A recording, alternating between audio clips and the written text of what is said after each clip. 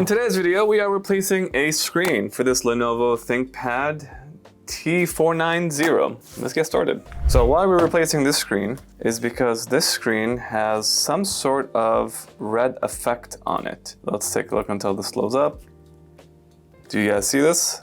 Clearly that's not a good screen. Not sure what's going on. It seems like it's artifacting from the GPU, but I doubt it. With my experience, I think this is just a bad screen. We're gonna go ahead and shut this guy down and get started. First things first is we need to remove this bezel. Let's start by prying it from a certain location and then we can go from there. I'm gonna be careful not to break this bezel.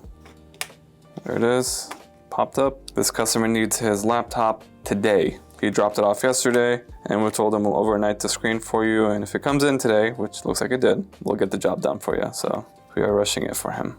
And he's not a very nice customer too. It's a little rude. If he's watching this, then hey, it is what it is, bro. You are a rude customer. I personally don't like to deal with rude customers. I typically call them out. This guy was in a hurry. I didn't feel like calling him out. I just kept it the way it is. So I'm just cutting the adhesive and pulling up on the bezel. You don't want to pull up too much and risk damaging or breaking the bezel. I could use heat here, but I have done that in the past and that heat tends to melt this plastic, especially because it's very thin. Oh, this adhesive is strong. Oh, wow. Okay, bezel off. So it was stuck to this right here. Okay, does this screen have any pull tabs? It does have pull tabs at the very top, right here. Let's see if we can remove the pull tabs without damaging the pull tabs. And if we could, we can reuse them. Nice. Oh, okay. Guess the pull tabs are not necessary. There's one more pull tab right here. Let's see if we can remove it without damaging. Why is it so short? Is that all it is? Wow, that's this is the pull tab. Look how small it is. That's crazy. Right here. Now that we have the screen basically disassembled, we're just gonna unplug the screen from that connector. To do so, we just pry off the tape. So that, and we'll pop off this latch.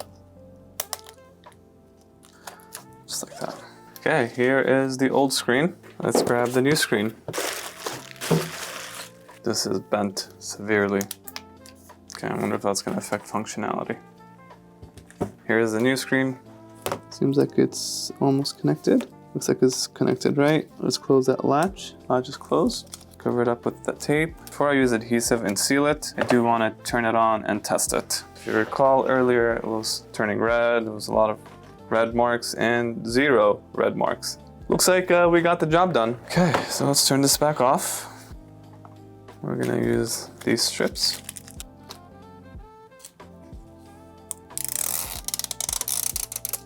Make sure the LCD cable is tucked in properly. You don't want that sticking out, especially if we're trying to add a bezel on top of it.